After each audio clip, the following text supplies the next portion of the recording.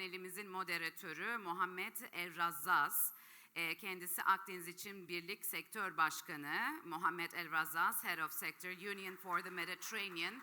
He'll be moderating this panel. Mr. Elrazzaz, I can take you in the head. Diğer panelistleri de takdim etmek isterim. I would like to introduce to you the panelists of this session. Burcu Başaran, NBC Sürdürülebilirlikten Yönetim Başkanı. Burcu Başaran, NBC Sustainability. Doktor Erçin Güdücü, Secretary of General İzmir Commodity Exchange. Doktor Levent Arslan, Director of KOSGEB İzmir Direktörü, KOSGEB İzmir Bölge Yönetimi Başkanı ve Emine Bilgen Eymirli, Yeşil Büyüme Politikaları Birim Başkanı. Emine Bilgen Eymirli, İzmir Development Agency. Son panelistimiz de Maxen CEO'su Tolga Murat Özdemir. CEO of Maxen Tolga Murat Özdemir. So the floor is yours. I'll bring that seat to you. Is it enough?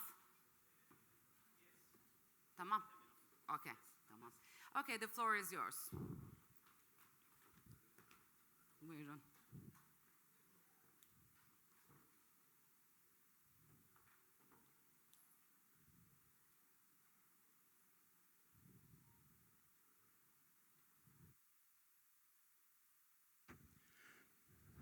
Can you hear me? Yes, you can.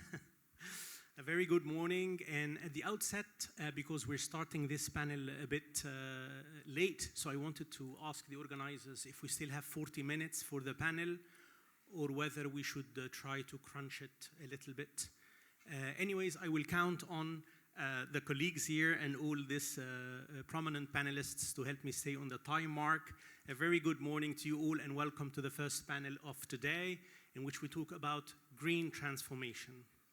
And when we talk about green transformation in this panel, it's not just green transformation as a question of climate or technology agendas.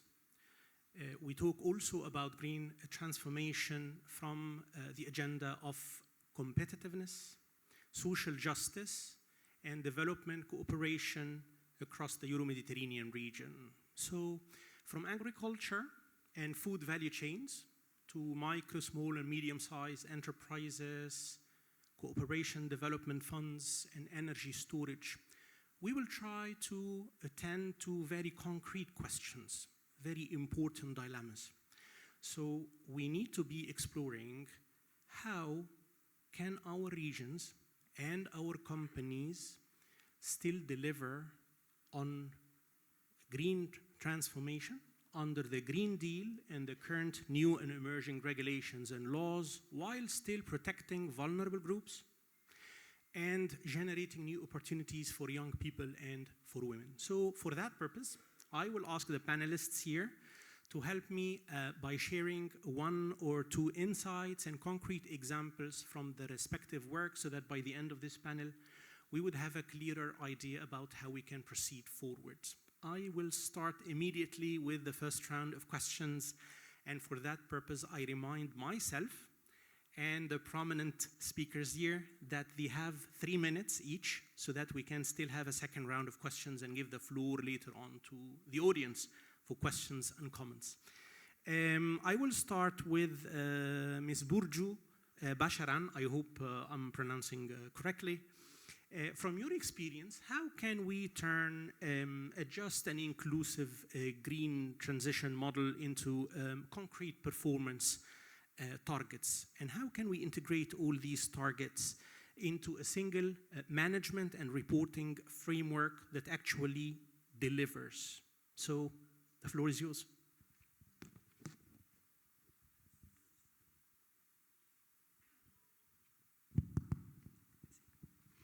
Good morning, everyone.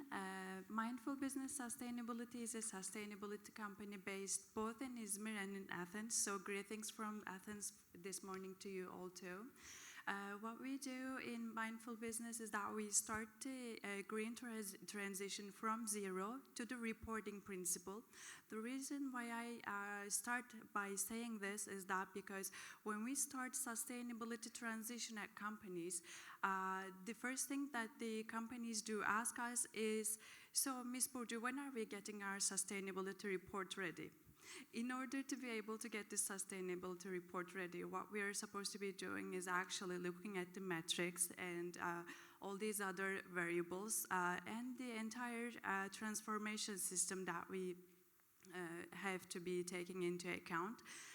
So for starters, in order to reply, Mr., what we have to be doing is actually the thing to focus on our entire shift entirely to the system. That system needs to be compact, that needs to be integrated, and it doesn't have to start with the reporting purpose for starters, but it has to start with the governance itself. Thank you very much for this concise answer, and I move directly to the next speaker, Dr. Erçin Güdücü. Please feel free to correct me with the pronunciation. With E instead of A, Erçin. Erçin. That's okay. Erçin. Agriculture and food value chains will be among the most affected by the current climate crisis and the European Union Green Deal. From a commodity exchange perspective, how can we design a green transition that both prices climate risk and protects farmers and cooperatives? So could you maybe share with us one concrete example from Izmir or the Aegean region that could be scaled across the greater Euro-Mediterranean region? Okay, thank you. I'd like to thank you to all who organized this event, mostly IZİKAT, of course. So I will start with some complaining about agriculture. So not the organization, not the agriculture. So we suffered, we've been suffering a lot in agricultural sector. So I am representing commodity and agricultural commodity exchange, which has been experiencing 135 years of existence in Izmir, because it supports the mainly famous for its agricultural products for hundreds of years. In fact, from ancient times, Izmir has been a port for agricultural commodities, which are all exported to EU and UK, United States, and all to other Mediterranean countries around us. We have been in collaboration, as the speaker just mentioned.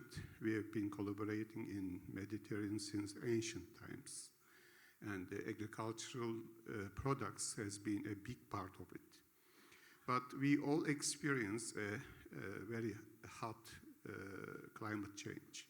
So we are in the very center of this climate change, and unfortunately, agricultural sector is the last area to benefit from both digitalization, also green transformation. So we have a lot to go, a lot to do and go. So, for example, for digitalization, in fact, we have regarded agricultural products as raw materials to this time. In fact, these are not just raw materials. In fact, agricultural products are produced in open-air factories. These are not just inputs to factories. Instead, they are produced from seed to crop with lots of effort from farmers, spraying, fertilizers, energy, workforce, and at the end, we put it as an input to a factory or for food processing or to consumers. So we need to start digitalization in the farm. In either it is livestock or some plant production or it is egg production, or honey production. So you have a kind of agricultural product to look after. And in terms of green transition, we have not been observing or monitoring the carbon emissions or water footprint till just a decade ago. We have been just producing the products and selling it to other countries as they are. But as EU Green Deal suggests, you have to keep track of its carbon emissions. It is spraying fertilizers. How much water have you used in your production cycle? So we need to keep track of this. And so we have a lot to do. One example we have been doing for olive and olive oil. This is a common product for Mediterranean region, you know, from North Africa to the South Europe, also East Mediterranean. It's a common product. In fact, you can vice versa say that Mediterranean is a place where you can see olive trees. So we have olive in Spain, Italy, Egypt, North Africa. So, but its green transition and transformation is one of our hotspots in Izmir Commodity Exchange. We have been performing an EU project to give training to farmers with green transition in their processing from olive to olive oils. So I will give some more examples later on. So you have been warning me. Okay, I'm quitting. And apologies for the pressure. We do our best to also not prejudice the next panels. I'll move to Dr. Levent Arslan. MSMEs are obviously the very heart of green transition, but they're also the most vulnerable to the CBAM, to the ETS, and to the new regulations, including the reporting obligations, of course, which some people call the reporting fatigue. From the KOSGB perspective, which support mechanisms do you find to be the most critical in order to help SMEs join the green transition in a competitive and fair way? Thank you very much. Actually, I would like to start to emphasize one thing. When we were talking about sustainability until recent years, we gave the stage to large and multinational companies, and we were just listening their fancy sustainability policies. But now I'm happy to see that SMEs are vital in the sustainability issue, and for this green transition, SMEs play a very crucial role, and I really appreciate this organization to emphasize SMEs in this regard. Actually, as KOSGEB, we have support programs for newly established companies in our entrepreneurship support program, and we give financial support for companies who would like to develop projects for green technologies or also to implement circular business models. And after that, we have capacity building support programs, again for SMEs. And actually, we have a support program for digitalization, which is we always talk about twin transition, like we cannot differentiate digitalization from green transition. So it's a very important support program. And one last thing, I would like to just tell the audience that we did a very good job regarding the Turkey Green Industry Support Program. We got funding from World Bank, and within a just very short period of time, like within 2 years, we utilized approximately $450 million to Turkish SMEs for their solar panel installations and circular business models. It was really a good job that my organization did. And lastly, regarding your question about the Euromed approach, I can proudly say that KOSGEB is the national coordinator for COSME Enterprise Europe Network program for more than 15 years. And within this network program, we are trying to utilize business partnerships and technology transfer opportunities between European SMEs and also SMEs beyond the European borders. Thank you. I'll move directly to the next speaker. And I have the name here, Mr. Emine Bilgen. Miss Emine Bilgen, okay. And my question to you is about the regional development agencies who have to treat green and just transition as a regional strategy, a question of strategy rather than isolated projects, of course. And my question is, looking at Izmir and the Aegean region, what would you prioritize as the three main transformation areas across the region, of course, and also across industry, agriculture, and cities, so the urban dimension? How could the Euromed really cooperate between regions and development agencies to accelerate these priorities? Thank you very much for your question. And if you mind, I'd like to go in Turkish, and I'd like to ask you to use your headphones, please.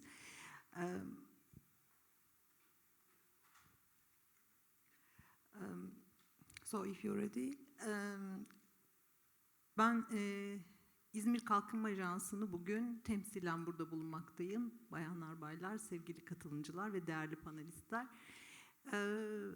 Açıkçası biz Türkiye'de kurulan ilk 2 tane pilot ajanstan bir tanesiyiz ve bu yıl 20. yılımızı kutlamaktayız. Sürdürülebilirlik bizim çalışmalarımızın temelinde yer alıyordu bugüne kadar. Ve aslında ajanslar için genelde, Avrupa'da da böyle kalkınma ajansları için genelde tekil projeleri destekleyen bir fon kuruluşu olarak bir algı vardır ama açıkçası bizler özellikle 2010'lu yıllardan itibaren yeşil büyüme, mavi büyüme, yenilik ve girişimcilik odağında çalışıyoruz. Ve çalışmalarımızı sadece fon vermek değil, bilgi üretmek, bu bahsettiğim mavi büyüme, yeşil büyüme alanlarında bu şehir için, İzmir için bir vizyon oluşturmak, bir strateji oluşturmak, bir kalkınma perspektifi oluşturmak üzerine kurduk. Bu şu demek aslında 2022 yılında yayınladığımız bir önemli stratejimiz var. İzmir'de Yeşil Dönüşüm ve Mavi Fırsatlar Perspektifi. Bu perspektif dokümanı uzun emekler ve pek çok kurum ve kuruluşun katkısıyla hazırlandı. İzmir için yeşil dönüşümde hangi alanlar önemli, bunu ortaya koyuyor hem de fayda maliyet analizleriyle. Bu bize şunu gösteriyor. İzmir'de 3 temel sektörü biz önceliklendiriyoruz yeşil dönüşümde. Tarım, sanayi elbette ve mavi büyüme, mavi ekonomi sektörleri. Yeşil büyüme limansız olmayacak bizim görüşümüze göre. Yani İzmir'in temelinde bulunan liman sektörünü dahil etmeden bir yeşil büyüme düşünemiyoruz. Bütün bunlarda 3 tane büyüme alanımız var. Belki başkanın sorduğu aslında atık, su ve enerji. Perspektif belgesi bizim bölge planımızda da yer almakta. Bölge planımızda da 3 tane ana başlık altında faaliyetlerimizi yürütüyoruz. Bunların içerisinde bir alan yeşil dönüşüm, diğer alan mavi büyümeye geçiş, diğeri de toplumsal dönüşüm. Bahsettiğimiz gibi aslında yeşil dönüşüm için tekil çabalardan çok aslına bakarsanız bir bölgesel kalkınma perspektifi gerektiriyor. Perspektif çalışmamız şu anda online. Türkçe, İngilizce versiyonları var. İnternet sitemizden tüm konuklar aslında yeşil büyüme yolculuğunu hangi sektörlerden ve hangi öncelikli alanlardan başlayabiliriz inceleyebilirler. Tabii bu kadar kısa bir 3 dakika içinde benim bütün perspektifi özetlemem zor. Ama öncelikli olarak bizim kaynak verimliliği uygulamalarına geçişimiz gerekiyor. Enerji verimliliği çok önemli. Bizim SİBEM'e hazırlık ve SİBEM için yapmamız gereken çalışmalar var. Sanayicimizi uyumlandırma çalışmaları. Tabii ki temiz enerji konusunda çok önemliyiz. Ben sadece böyle ipuçları vereyim. Sonrasında yayını okumanızı tavsiye edeyim. Teşekkürler. Thank you very much. It's precisely energy that comprises our next question to Mr. Tolga Murat Özdemir. And we know that energy storage is basic to scaling up renewable energy and grid stability. From a technology and also from an investor's viewpoint, what are the main bottlenecks for energy storage, both in Izmir, in the Aegean and the Euro-Mediterranean region? And what business models and partnerships are you developing to overcome these bottlenecks? Could you describe maybe one inspiring pilot model? Yeah, okay. Thank you. Thank you, Mohammed. Before answering that question, it's maybe much more better to talk about what is energy storage, because it's very new phenomenon, not only in Turkey, in the world, actually. Suppose that the consumers consuming all the energy generated by the plants in a country. So there is demand, there is consumption. If everyone consumes very planned way, all the energy generated by the plants at a certain time, there is no need of balancing anything. But we need to balance demand and supply. That is bringing the energy storage requirement to the world. Once the renewable sources in a country grid was not more than 5% of its country's electricity installed power, there was no problem. But it has become to exceeding 10%, and now in Turkey, wind and solar renewables percentage in countries' electricity installed power has already exceeded more than 25%. So it has become to start affect the grid stability. That's brought the need of energy storage. What are the bottlenecks in energy storage development? Is, in my opinion, the first thing is the unclarity of the revenue stream. The solar plants or wind were supported by the governments with a certain tariffs mechanism, supportive mechanism, like we have in Turkey, YEKDEM, which was very successful, still successful, where the people knew about what their income will be. And it was easy for the banks to create new credit models to finance these plans. But in storage, it is not that easy. The revenue stream is not so clear as in solar or in the wind. So banks still do not know how to finance it, how to foresee what would be the next 10 years income model of that plan. So this is making it very difficult for the banks, especially. For the business models, really, I mean, Turkey has not started to think about it. It is too early. But we are a global company exporting our products to Europe as well by 70%. We are able to see what are the problems in Europe, in other countries, that the new business models have yet to be developed, unfortunately. But it's progressing. People and the business life will find its ways to find the opportunities to create new business models, I believe. Yes. Thank you very much for pointing out the issue of bankability, which I think is a common denominator for many of us here on the stage and there among the audience.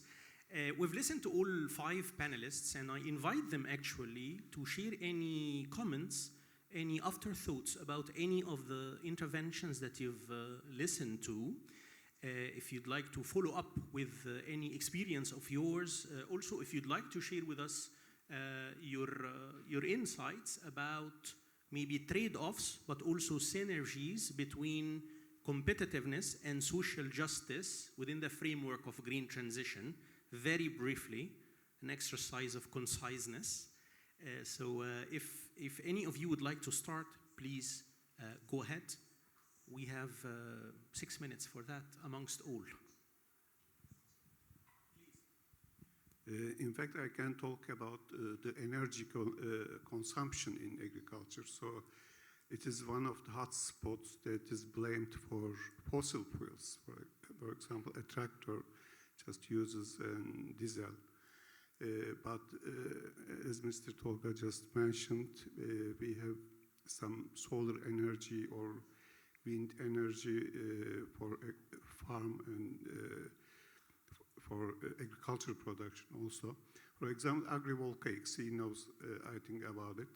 So there are just ways to transform the energy usage of agriculture from classic or ordinary energy sources to renewable energies. For example, in greenhouses, for example, you can use some geothermal energy or some solar energy and windmills, so it is better to apply some renewable energies in a controlled environment. Also, for solar panels, normally you cannot allow people to install solar panels in farms, but there is now a new subject like agrivoltaic solar panels that are established or installed above farm fields, so you can just raise some crops beneath these solar panels. So you can both use the field for energy production, also for crop production. This is better. I mean, we need to cooperate for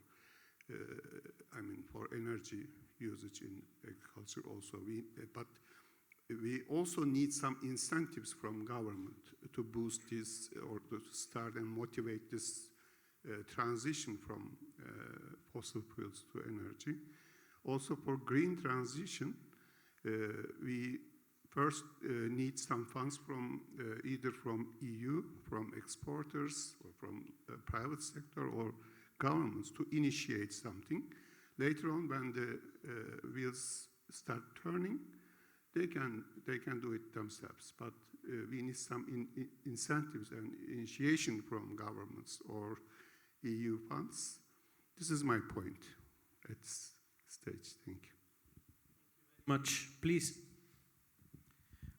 Thank you. Mr. Mohammed, you mentioned about synergies between different organizations, so I would like to contribute one thing, that we are actually a funding body and we give funds to entrepreneurs, but we also give value for building up a good ecosystem for entrepreneurs. And in this respect, we are working closely with Izmir Commodity Exchange, where we had built up an technology development center, which is basically an incubation center, and we give financial support for the start and for the management of this incubation center. So in one hand, as KOSGEB, we are giving financial support for entrepreneurs, and on the other hand, we are trying to build up a good ecosystem for entrepreneurs. And the Technology Development Center that is in practice in Izmir at the moment is mainly focused on digital technologies in the agricultural field, which is a good example of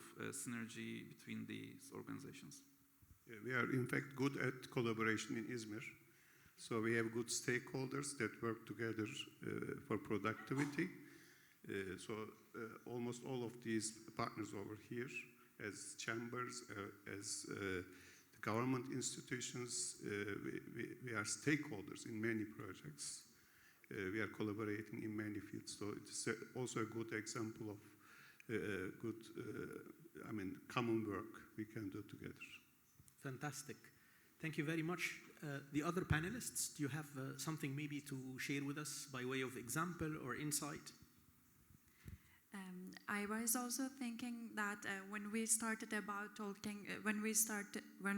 talking about the partnerships, yes, it's so important that like how we closely work with each other within Izmir, but also, you know, number 17 of United Nations Sustainable Development Goals is also mentioning the importance of the joining powers. That means one of us, if we go individually, we cannot achieve anything. If we go hand in hand, that brings the actual change to the sustainability world. From here onwards, I'll go one step backwards to Mr. Tolga, what he said, because he mentioned about energy sector. So for example, one of the common issues that we face when we are trying to solve sustainability related problems, it's that we only focus on the environment side of the problem. Whereas sustainability is not only the green side of the world, you know, because we have the people side of it, we have the economic side of it, so that goes all hand in hand. That means if those guys are actually doing energy, creating energy, therefore kind of like polluting the environment, what about the advantages that they're creating employment for the people? What about the trainings that provide for the community? So these are all important, and it's not only the negative sides that we have to be focused on, but also the entire bigger picture. So that's all I can say. Thank you. Thank you very much. The other two speakers, do you want to add something, or shall I move? Please. I think I can give some examples of such things. When you talk of renewable energy, there are lots of cases. Mr. Also has given some examples. Floating PV, for example, on the surface of the water, where you also avoid too many things, and increasing the efficiency can be given an example. And in Turkey, a creditor, a bank, is also supporting with a finance model to the farmers to install solar panels to power up their wells, pumps. So this can be also given as an example. Fantastic. Thank you very much. Before moving to the second round of questions, which will be an even shorter round, because it will be about your impressions, I must admit something. I've been here in Izmir for a day and a half. I remember a trip to Bologna in Italy, where they told me that the most used word in their day-to-day is together. And I think Izmir should rank among the top, because in 1.5 days I've heard the word together by almost everyone I came across from Izmir and the surrounding regions. So congratulations, this is indeed the spirit to go forward, and we will talk about it when we wrap up. But now we have a second round about the 2030 outlook. So 3 very short questions, and I need all your imagination to try to fit in your answer in a couple of minutes each. One key priority for green transformation in your institution or region up to 2030, what would that be? Also, one concrete action planned over the coming 6 to 12 months, and if in one phrase you can maybe summarize your 2030 vision with a simple success metric, that would be more than appreciated by the audience here. So who would like to start? Please. So in order to get the competitiveness, actually, as a sustainability practitioner myself, I put climate, people, and the supply chain all together. I multiply each and every one of them with one another in order to reach the competitiveness of a company. So in order to do that, we have to start with a clear materiality map. That means we have to know our real risks in the business, and also we have to map our real supply chain from end to end. That means means connecting the actual carbon data, labor practices, digital traceability, waste and water information. If we put them all together, then only then it means something important. And we could put micro targets for every department. We cannot achieve everything at one go, but we can go step by step. In order to, going back to the 2030 vision, I would say we could move from sustainability as a compliance obligation to sustainability as an advantage, meaning sustainability as a competitive advantage, because only then we can create the concrete actions, and with the full carbon accounting and realistic reduction targets, we could achieve the social impact integration. And you mentioned something very beautiful with the idea of togetherness in this region especially. So I would say as a not maybe nation, but like people of this bigger geography here, Aegean is not just like adapting to the changes easily. They most of the time drive the change themselves. So I see very big hopes in this kind of cooperations.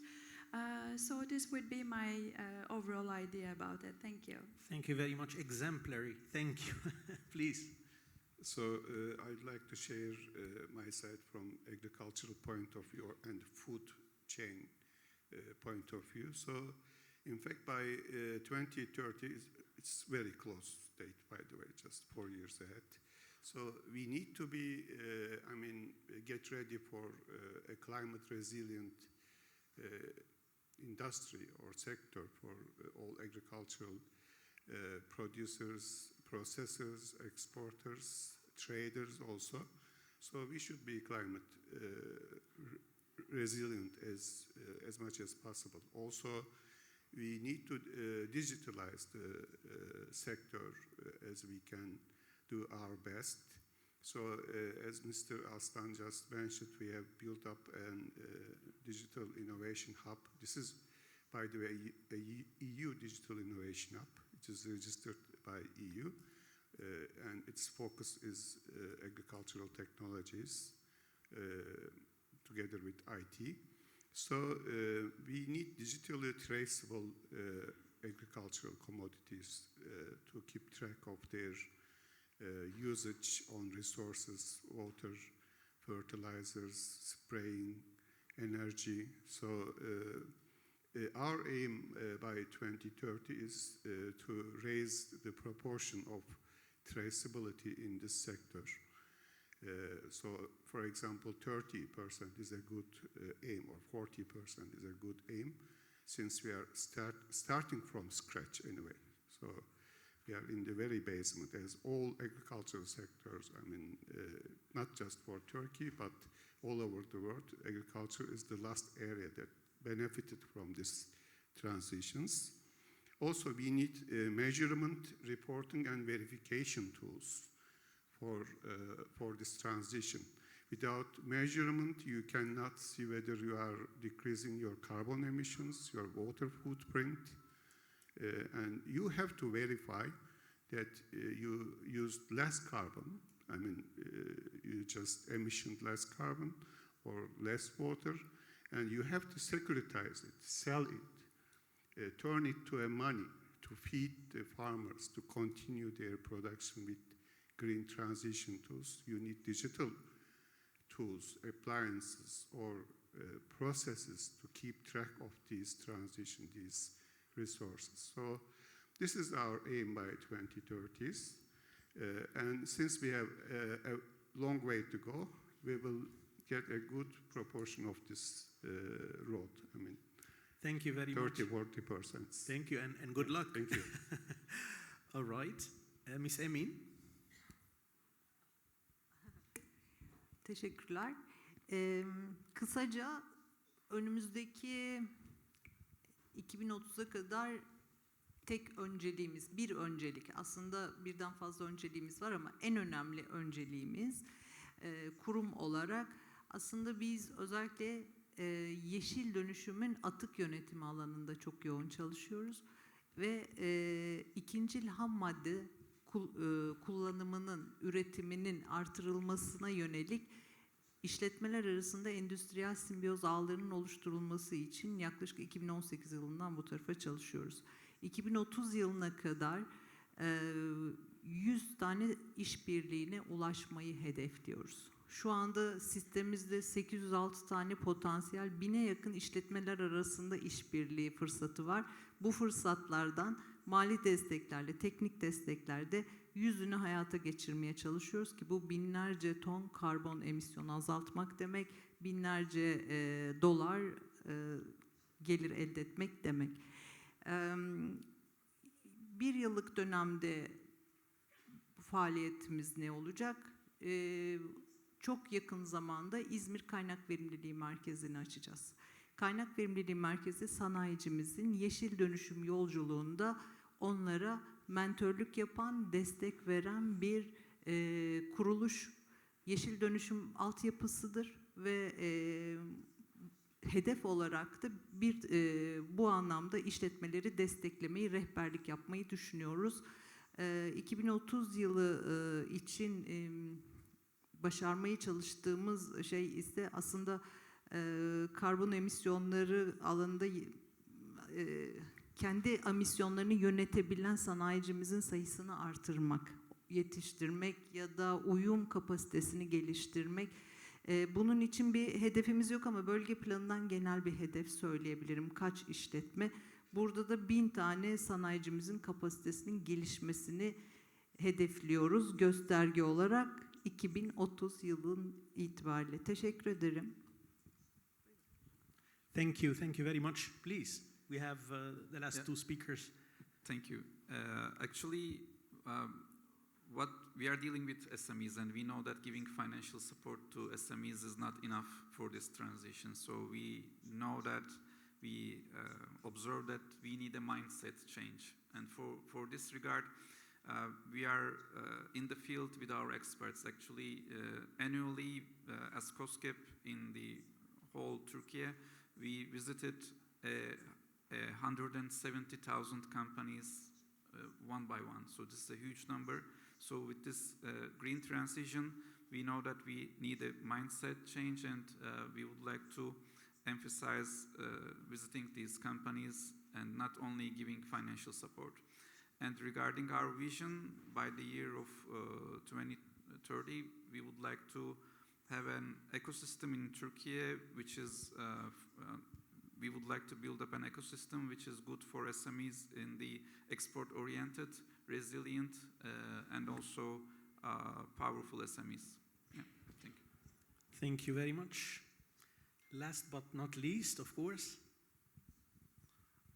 Thank you.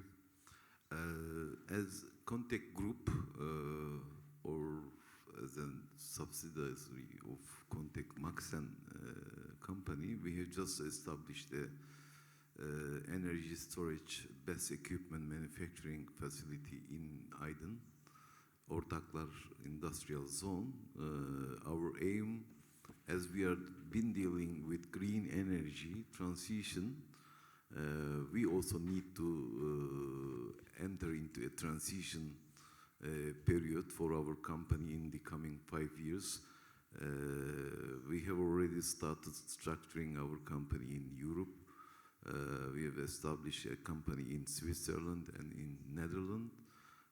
We have gathered up with our team in Europe, almost 10 people. So by the end of 5 years, we like to complete this transition among our companies and become a world global brand as Maxen, representing Turkey in this sector. Yes.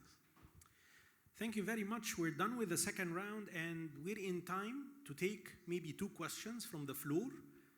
We encourage questions that are focused on concrete projects, initiatives, opportunities, bottlenecks, so please be very concise. Present yourself, your name and your entity, and share with us your question or your comment. If so, please raise your hand so that we can see you. Any question, any comment for the panelists here? I'm looking. all around? Not really. Well, in all cases, we were yesterday at the Agora, and you can think of the coffee break as an extended Agora, during which you can approach the panelists, of course, to ask follow-up questions. I need to wrap up, and frankly, there have been so many keywords. When it comes to bottlenecks, we mentioned the difficulty of bankability of many of the projects and the initiatives, the overconsumption, the irresponsible consumption, the lack of matching between supply and demand, not enough capacities, lack of incentives in some cases. And we also listened to some best practices about promoting partnerships, about promoting synergies and complementarities, micro targets to be set ahead of macro targets, traceability of resource use and energy efficiency, resource efficiency in general, the need for clear measures and KPIs going forward. One key message from this panel is that we can no longer think of the three transitions separately. They are not three separate spheres. Any green transformation that does not take into account the social repercussions, the social dividend, and the digital component is counterfeit currency.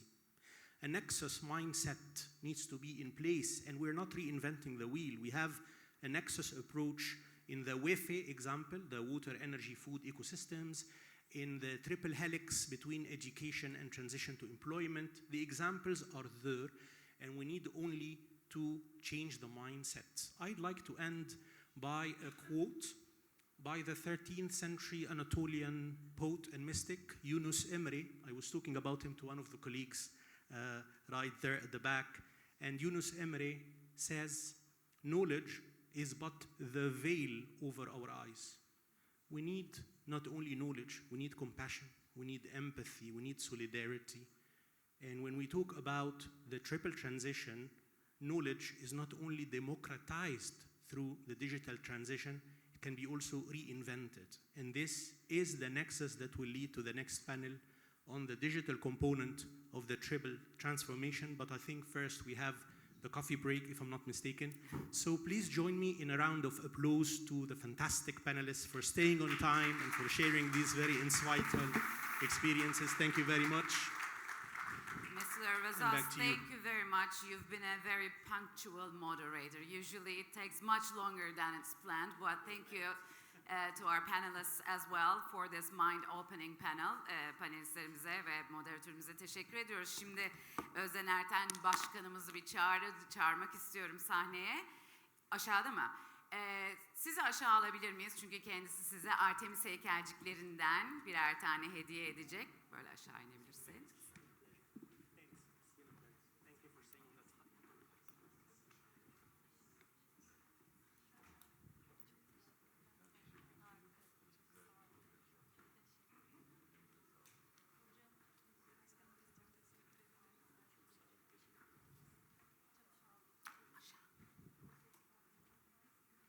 Özden Hanım'a verin.